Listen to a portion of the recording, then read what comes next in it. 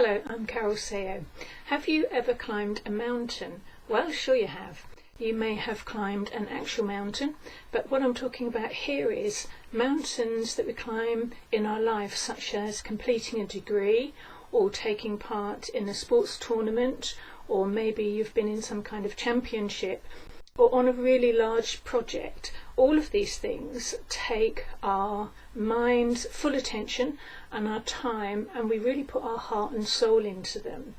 When we're climbing mountains in life, we use a lot of our mental and our physical energy to be good at what we're doing, to achieve, perhaps we're part of a team, and to progress.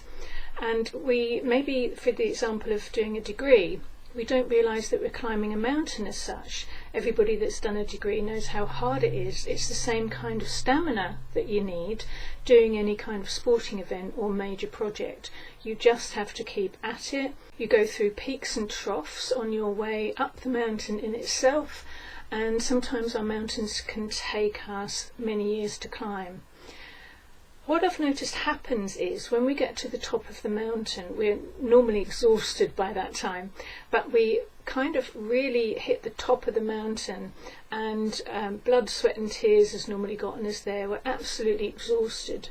We are now probably being watched at that moment by other people. We've gotten to this top of the mountain, you've got the degree, you've got the cup, you've got the certificate, and you are exhausted. It's taken a lot out of you, but you've had this continual momentum and you've perfected your art, your craft at what you wanted to achieve in all of these last few years.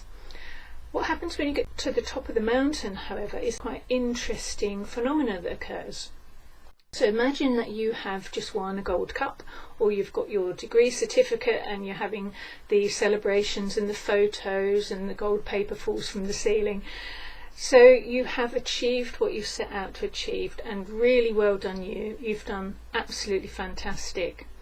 This video is called After the Mountain because I've noticed something happens next that's not really spoken about. And I want to make it right with you if after the massive climb you're suddenly feeling lost and in a very empty space. What's difficult is that the people around you who've watched you achieve that huge, magnificent event are probably thinking, well, why aren't you happy? You spent all of these years, you got what you wanted, you achieved it, you got to the top of the mountain, so what's happening now? Well, straight after a mountain we normally go into a period of rest. We might head off for Thailand and do some backpacking around there. We might take a holiday or go to a spa, and that's all really brilliant and really necessary. But what now? You see, after the mountain we don't just come down the mountain. We kind of hit the bottom of the mountain the other side, and then sometimes we keep on going. And it's this dip that I'm talking about today, because into this dip we can sometimes find ourselves in a bit of despair, a bit of not sure where to go to next. And also the achievement, the higher we went when we climbed the mountain, now seems to equal the lower we've gone. What do?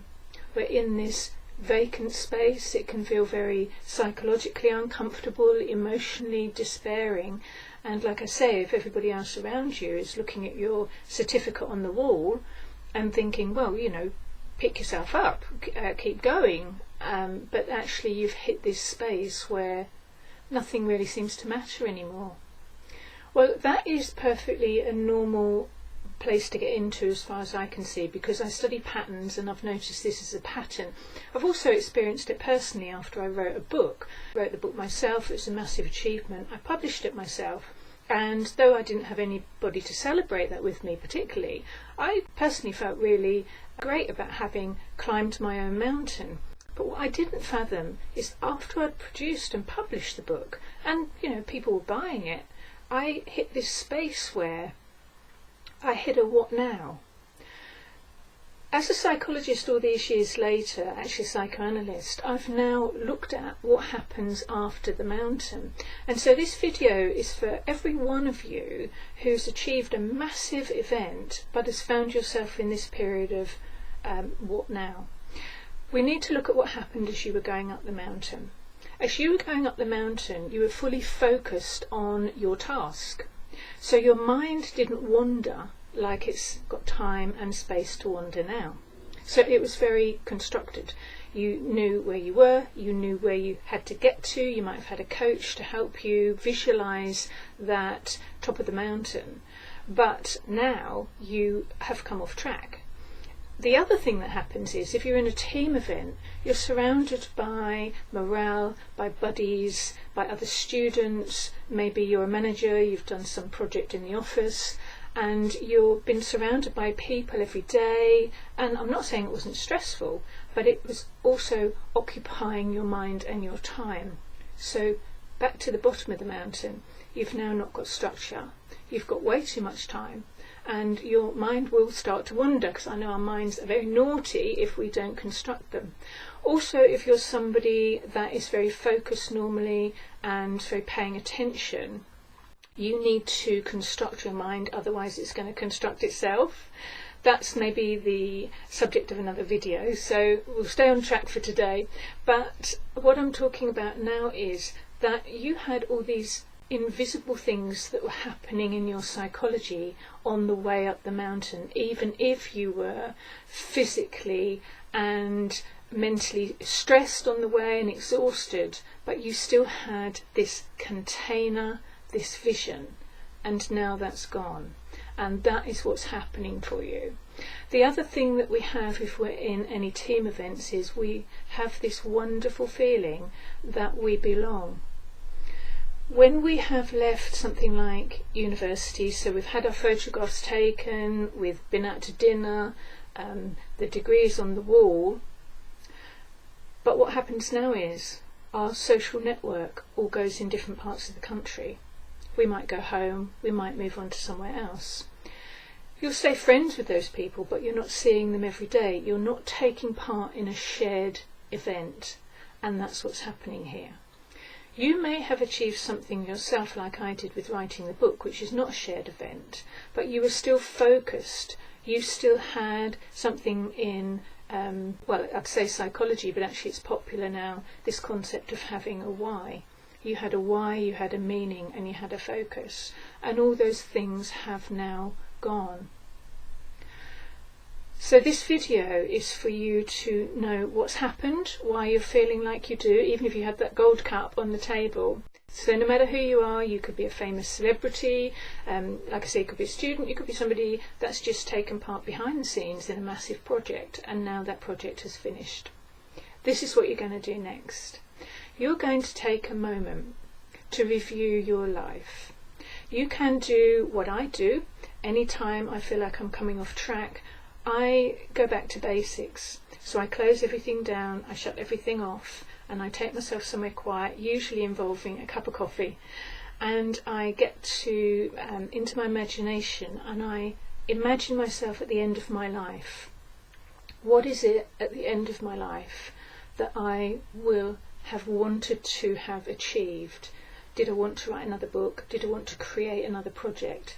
Do I not want to do that anymore? Do I want to completely change direction and go and live in a log cabin somewhere? Well, that's on my bucket list at some point. But you get the idea. So fast forward to the end of your life and look back. And look at where you're at. So you did fantastic. You got the gold medal. What else do you want to do with your life? You might think, oh, I don't know. So then at this point, go look for inspiration. And inspiration can be little videos online. So I'm really glad you stumbled on this one. Or if it was forwarded to you by a friend, thank you to your friend. Go for inspiration online. Listen to some audios. Go to the library and just sit there and absorb. And just get a sense of the next, maybe not another mountain to climb, because that can be just another distraction, but maybe take this moment as a punctuation point in your life to kind of gather yourself, congratulate yourself, because what you have got, you know, I often say this in class, degrees aren't about intelligence, they're about stamina. So what you must have if you got to the top of the mountain is stamina. Now just direct that on to something else, and it needn't be as massive as the thing you've just done. You don't have to keep winning gold medals, you really don't, because sometimes the biggest gold medal we can ever win is the one where we're feeling really comfortable in our own skin and really peaceful actually in our own mind.